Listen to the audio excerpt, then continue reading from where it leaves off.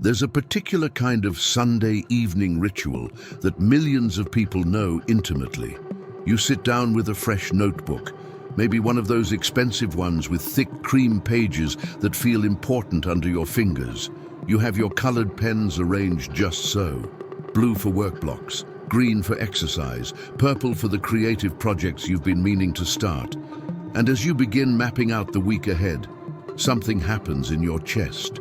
A lifting sensation. Possibility itself is inflating your lungs.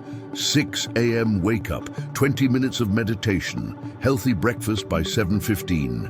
Everything color-coded, time-blocked, optimized. This week will be different. This week you'll finally become the person you know you could be. But even as you're writing, even as that familiar surge of control washes over you, there's something else present. Quieter, harder to name. A whisper of recognition that you've filled dozens of notebooks exactly like this one, that Monday will arrive with its bright promise, and by Tuesday afternoon the schedule will sit abandoned on your desk, and you'll feel that crushing combination of shame and bewilderment that has become so familiar it almost feels like home. If you've lived this cycle, the Sunday night planning euphoria followed by the Wednesday morning collapse, it's not laziness. It's something far more complex, something that masquerades as productivity, as ambition, as self-improvement, while actually serving a function most people never examine. Because here's what research in behavioral neuroscience is revealing. For many of us, the planning itself has become the goal. Not a means to an end, but an end that protects us from something we're terrified to face. This is the psychology of chronic preparation. And if you've ever wondered why you keep planning a life you never actually live, what you're about to understand will change how you see yourself entirely. Most people assume this pattern is about discipline, that if you just had more willpower, more motivation, more commitment, you'd follow through. Self-help culture has built an empire on this assumption. Better planners, smarter goals, more accountability. But psychologists who study the gap between intention and action have discovered something most people miss entirely. This isn't a discipline problem, it's a protection problem. Dr. Piers Steele, a researcher who has spent decades studying temporal motivation theory, identifies something he calls preparatory procrastination, a pattern where preparation becomes an end in itself rather than a means to action. What makes this particularly insidious is how it feels from the inside. When you're planning, you genuinely believe you're moving toward your goals. Your brain is engaged, you're making decisions, you're organizing your life. It feels productive because neurologically it is activating the same reward circuits that actual accomplishment triggers. Neuroimaging studies from UCLA's decision-making laboratory show something remarkable. When chronic planners engage in detailed planning, their brains light up in the ventral striatum, the same region that activates when goals are actually achieved. The planning creates what neuroscientists call a reward prediction error. Your brain experiences the satisfaction of progress without the vulnerability of real engagement. It's a neurological facsimile of accomplishment. A phantom relief that temporarily quiets the anxiety of unmet potential, while simultaneously making actual action less necessary. Your mind gets to feel like it's succeeded without ever having to risk failure. And here's where this gets complex, where the layers beneath the surface behavior start revealing themselves. Because this pattern doesn't develop randomly. It has origins. For many people, it traces back to developmental experiences that taught them a devastating lesson. Potential is safer than performance. Research in attachment theory and childhood development reveals something crucial about how we learn to relate to our own capability. Dr. Mary Main's work on earned security shows that children who grow up in environments where performance is praised but process is criticized, where results matter but struggle is shameful, learn to split their sense of self into two versions. There's the hypothetical perfect self, the one who exists in potential, in planning, in the safe space before reality intrudes. And there's the actual self, the one who would be revealed through action as inevitably imperfect, limited, human. For someone whose worth became entangled with flawless performance, planning offers something psychologically essential: perpetual potential. A plan can be perfect. Execution reveals limitation. The notebook filled with color-coded blocks represents a version of you that hasn't yet been tested by reality, hasn't yet been exposed as less than ideal, hasn't yet disappointed the impossibly high standards you learned to internalize as the price of being acceptable. So what does this look like from the inside? In the texture of daily life, it's Sunday evening and you're planning again. The notebook is new, but the feeling is ancient. You genuinely believe this time will be different. This conviction isn't performance. You actually feel it. Researchers studying effective forecasting, particularly Dr. Dan Gilbert's work on how poorly we predict our own future emotional states, help explain this. Your brain can't accurately access the memory of how you felt during the last 40 failed Monday mornings. Each new plan gets treated as if previous failures never happened. It's a form of temporal self-deception, where the mind protects itself from the painful gap between intended and actual self by essentially pressing reset on your track record. Monday arrives. You wake up at 6 a.m. because the alarm is set and muscle memory is strong. But somewhere between opening your eyes and actually getting out of bed, something shifts. The crisp clarity of Sunday's plan meets the embodied reality of Monday's exhaustion.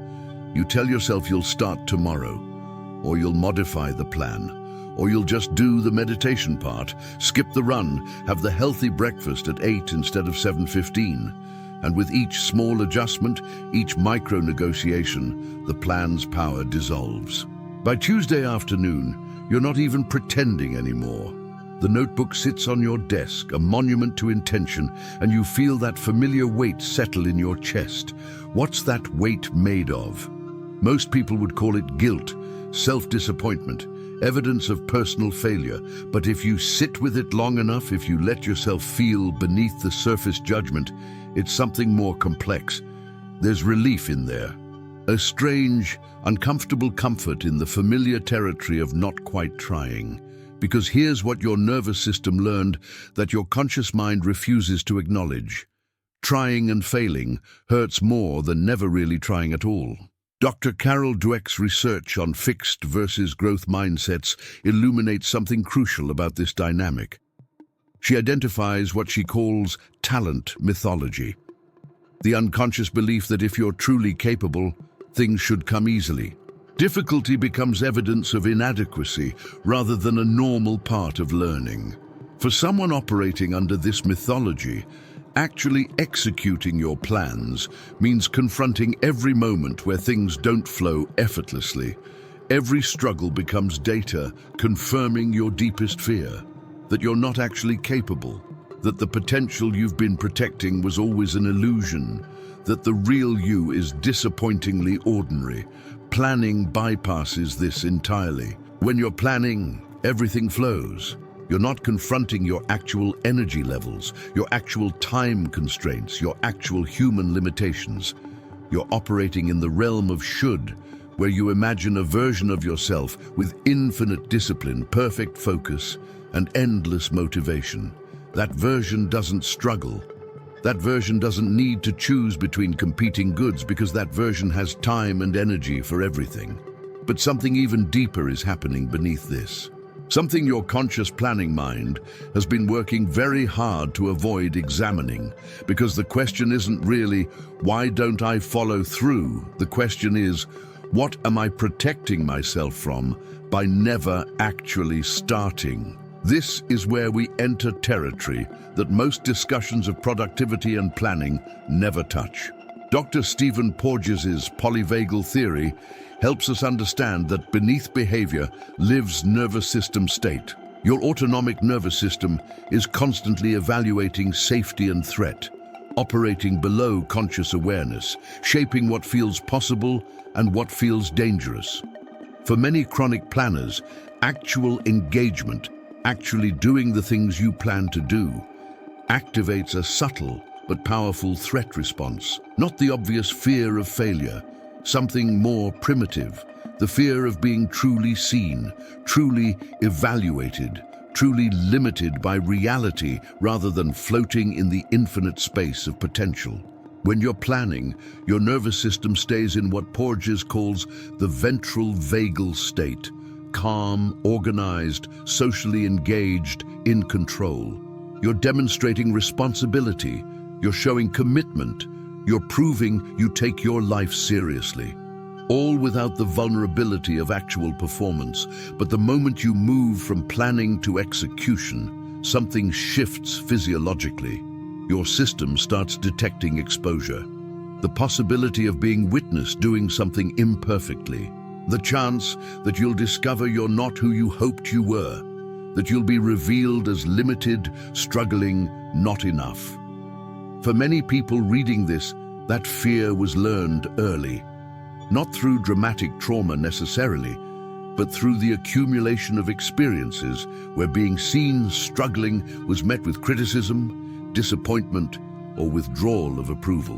Where love or acceptance felt conditional on performance, where mistakes carried disproportionate emotional weight, where the message, never spoken directly, but absorbed through 1,000 interactions, was that your worth depended on meeting standards you could never quite articulate, but always felt judging you. So your system learned something essential. Visibility is dangerous. Being witnessed, trying and failing, is intolerable. The solution? Create elaborate systems of preparation that demonstrate effort and intention while minimizing actual exposure. Fill notebooks, make plans, show commitment, but never actually step into the arena where performance could be evaluated. The cruelest part? You're not consciously choosing this. Your planning genuinely feels like progress. The disappointment when you don't follow through is real. You're not trying to avoid action. You're desperately trying to create conditions where action feels safe enough to risk. But the conditions you're trying to create are impossible, because what you're really asking for is certainty that you won't be revealed as inadequate. And life can't provide that guarantee. So you plan again, different system this time, different approach. Maybe if you just find the right organizational method, the perfect morning routine, the optimal schedule, then you'll finally feel ready. Then the fear will quiet. Then you'll be able to step into your life without this crushing weight of potential inadequacy. But research on behavioral activation, particularly the work of Dr. Christopher Martel in treating depression, reveals something counterintuitive. Waiting to feel ready before taking action maintains the very paralysis you're trying to escape. The feeling of readiness doesn't arrive through more preparation. It arrives, if at all, through the experience of doing things before you feel ready and discovering you survive the discomfort. Your system is waiting for a safety that preparation cannot provide. And in the waiting, in the endless preparing, you're missing something that doesn't announce itself with obvious pain. You're missing your actual life, not the life you're planning to live someday when you finally get it together. The life that's happening right now, in these present moments, you keep categorizing as not yet ready or already too late. Research on time perspective, particularly Dr. Philip Zimbardo's work on how our orientation toward past, present, and future shapes behavior, shows that chronic planners often live predominantly in what researchers call excessive prospection, a hypothetical future that never quite arrives. You're so focused on who you'll become that you're functionally absent from who you are. Every present moment gets filtered through the lens of whether it matches your plan, whether it's contributing to the future self you're trying to construct. The irony is devastating. In trying to control time through meticulous planning, You've removed yourself from time entirely. You exist in a perpetual preparation phase that has no natural completion, because completion would mean being witnessed, evaluated, revealed as finite. So what actually changes when you don't follow through on your plans? Not as much as you think. Your relationships continue. Your work gets done, mostly, though rarely in the optimized way you envisioned. Your body keeps functioning despite skipping most of those planned workouts. Life, in its resilient, mundane way, continues, whether you execute your perfect morning routine or not. But something else happens that's harder to see. Something that accumulates so gradually, you might not notice it until years have passed. You start to feel like a visitor in your own life, like you're perpetually waiting for permission to fully inhabit your existence. That sense of alienation, that feeling of watching yourself from a distance, never quite landing in your experience, isn't depression exactly, though it can shade into it. It's the natural consequence of spending years relating to your present self as merely the inadequate precursor to your future self. The person you are right now exists only as raw material to be refined, improved, optimized into someone finally worthy of being lived through fully. And the relationship you develop with yourself through this process? Dr. Paul Gilbert's research on shame and self-criticism reveals the architecture of this internal dynamic. Chronic planners often exist in what Gilbert calls a threat-based relationship with the self, where the internal dialogue operates like an abusive coach, never satisfied, always demanding, quick to punish any deviation from perfection, slow to acknowledge any actual accomplishment because completed actions can't match the perfection of hypothetical plans. You exhaust yourself preparing for a life you never allow yourself to actually inhabit. Every Sunday evening feels like a fresh start, but it's actually the same start you've been having for years, the same promise you make to a version of yourself that your system has been protecting from the terrifying possibility of being real, visible, imperfect, human. The planning feels like self-care. Look how organized I am. Look how committed to improvement, but it's actually a sophisticated form of self-punishment. You set impossible standards, then wield your failure to meet them as evidence of unworthiness. The person who needs you to follow through perfectly isn't your future self. It's the internalized voice of early experiences that taught you acceptability requires perfection. That voice isn't motivating you toward excellence. It's keeping you paralyzed in perpetual preparation, because as long as you're preparing, you can maintain the fiction that you would be extraordinary if you ever actually tried. But here's what that voice doesn't want you to discover: what your system has been protecting you from knowing. The version of you that exists in your plans, the one who wakes at 6 a.m. and meditates and exercises and eats perfectly and works efficiently and never struggles, that person doesn't exist. Not because you're failing to become them, but because that construction was never achievable. It was never meant to be achieved. It was meant to be forever aspired toward, keeping you locked in a relationship with yourself where love and acceptance stay permanently conditional on meeting standards designed to be unmeetable. The real you, the one who gets tired, who struggles, who has competing needs and limited energy and actual human constraints, has been waiting this whole time for permission to exist. Not as a disappointing rough draft of some ideal self, but as the only self you'll ever actually be. Worthy not because of what you accomplish, but because you're here, conscious, trying to make meaning in a bewildering world that never promised to make sense. This isn't about lowering your standards. It's about recognizing that the standards you're holding yourself to aren't actually yours. They're artifacts of environments that no longer exist, solving problems that are no longer active. You don't need to be perfect to be safe anymore. The people whose approval once determined your survival, they're not here now. Your worth doesn't depend on maintaining their impossible requirements. And the voice in your head that sounds like it's protecting you from failure, it's actually protecting you from life itself. So what does it mean to work with this pattern rather than against it? Not through more planning, better systems, stronger discipline. Those are the same solutions that created the problem, but through something that might feel counterintuitive, even dangerous. Dr. B.J. Fogg's research on behavior design reveals something crucial. Lasting change comes from actions so small that planning becomes absurd. Not run 5 miles every morning, but put on running shoes. Not meditate for 30 minutes, but sit on meditation cushion for 1 breath. These aren't stepping stones to the perfect routine you're imagining. They're invitations to practice doing things badly, imperfectly, without the protective buffer of elaborate preparation. Because here's what your system needs to learn, what it can only learn through direct experience. Vulnerability is survivable. Being seen doing something imperfectly doesn't destroy you. Revealing your limitations doesn't make you unworthy. These aren't concepts you can think your way into believing. They're truths that emerge through the lived experience of trying things you're not ready for and discovering the world doesn't end.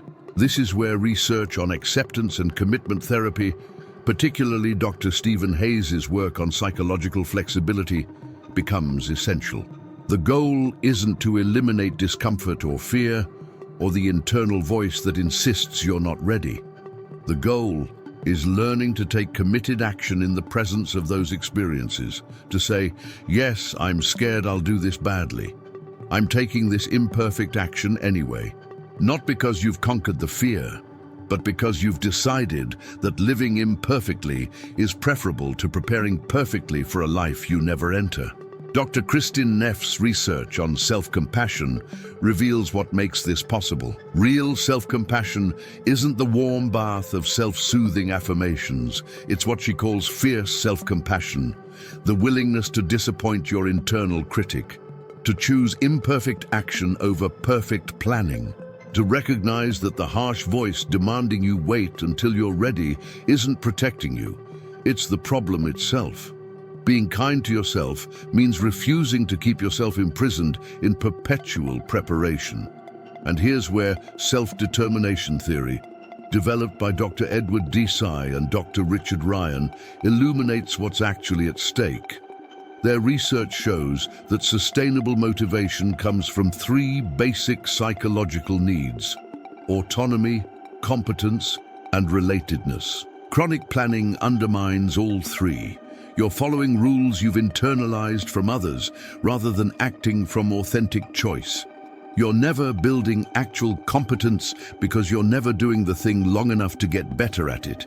And you're isolated in your head, relating to a future self rather than connecting with your present experience or other actual humans. Living rather than planning means reclaiming these. Autonomy. Choosing to act not because your plan says you should, but because you actually want to. Competence, building real skill through repeated imperfect practice rather than imagining perfect future performance. Relatedness, showing up in your life and relationships as you actually are, rather than waiting to become someone finally worthy of being seen. But perhaps the most fundamental shift comes from understanding something identity research reveals. Dr. James Clear talks about identity-based habits, that you become a runner by running, a writer by writing. But there's a deeper truth here. You don't become these things through action. You discover that you already are these things when you're willing to do them imperfectly. The runner you're planning to become doesn't arrive through preparation. That identity emerges the moment you move your body with intention, even badly, even for 2 minutes, even when it feels nothing like the perfect morning run you envisioned. You're not preparing to become someone. You're discovering who you already are beneath the layers of planning that have been protecting you from finding out. This means something harder than most productivity advice acknowledges. It means grieving. Because for years, maybe decades, your most valuable possession has been potential. the pristine, untested possibility of who you might become. That infinite potential has been your identity, your worth, your refuge from the limitation of being actual. And living, really living, not planning to live, requires trading that infinite potential for finite reality. That trade can feel like death, the death of the perfect version of yourself who exists in Sunday evening notebooks. The death of the future where you finally get it all together. The death of the comfort that comes from never really trying, from keeping yourself perpetually on the edge of beginning, from maintaining the illusion that you would be extraordinary if circumstances or timing or readiness ever aligned perfectly. You won't be extraordinary. None of us are. What you'll be, if you choose to actually inhabit your life rather than endlessly preparing for it, is real, present, imperfect, tired sometimes, struggling sometimes, limited by time and energy and the constraints of being human, and also alive in a way that planning can never approximate, feeling your actual feelings rather than theorizing about future ones, making actual mistakes rather than imagining perfect performance, building actual relationships rather than waiting until you're worthy of being fully seen. The voice that says you're not ready yet, that voice has been saying the same thing for years. It will say the same thing for the rest of your life if you keep listening. Not because it's protecting you, but because keeping you in perpetual preparation is its function. It exists to solve a problem that no longer exists, to keep you safe from an environment where visibility was dangerous, where mistakes had consequences your current life doesn't carry, where perfection was the price of being acceptable to people whose acceptance you no longer need. Your nervous system hasn't been updated with this information. It's still running software from a time when the stakes were different, when being seen struggling actually did threaten your security. But you're not there anymore. The cost of following through imperfectly isn't what your system believes it is, and the cost of never following through, of spending your entire life in preparation for a future that never arrives, is everything. So here's what changes. Not through more planning, but through one action so small your mind can't justify the familiar cycle of elaborate preparation. Not tomorrow when you're ready. Not Monday when the new week offers the illusion of a fresh start. Right now, in whatever moment you're experiencing as you're reading this, one thing, done badly, done imperfectly, done without preparation or optimal conditions, or the certainty that you'll sustain it beyond this single moment. Not because you've finally overcome the fear or silenced the critical voice or achieved the readiness you've been waiting for, but because you've recognized that waiting for readiness is the mechanism keeping you from your own life. The person you've been planning to become doesn't exist in the future. They exist right here, in whatever imperfect action you take before you feel ready. They emerge not through preparation, but through the courage to be witnessed, being limited, struggling, human, real. In the end, this isn't about productivity or discipline or finally getting your life together. It's about recognizing that the life you've been preparing to live has been here all along, waiting for you to stop planning it and start inhabiting it. That the version of you that exists in present moments, tired, imperfect, limited, real, is the only version that actually gets to be alive. That being witnessed, being human, is infinitely more valuable than being invisible, being perfect. Planning promised control, but it delivered isolation. Planning promised readiness, but it delivered paralysis. Planning promised you'd become someone worthy, but worthiness was never something to achieve. It was always something to recognize about the person you already are. The most radical thing you can do isn't create a better plan. It's close the notebook, put down the colored pens, take one imperfect action before your mind has time to construct elaborate justification for waiting. Not because it will lead to the perfect life you've been imagining, but because it will lead to something your planning has been protecting you from for years, the direct, unmediated, vulnerable experience of being alive in your own existence. That's not comfortable. It's not optimized. It won't match the vision you've been carrying. But it's real, and real, it turns out, is the only thing you've actually been missing this whole time. If any part of this named something you've been carrying wordlessly, if you recognized yourself in the Sunday evening planning ritual, or the Wednesday afternoon collapse, or the years of potential that never became present, you're not alone in this. That recognition, that moment of finally feeling understood, is where something begins to shift. Not through perfect execution, but through the willingness to be seen exactly as you are. This channel exists for people who think carefully about what it means to be human, who feel deeply the gap between who they are and who they imagine they should be, who are tired of being told the solution is better discipline when the actual work is something far more fundamental. If you'd like to continue these conversations, consider subscribing. And if any of this resonated, share your experience in the comments below.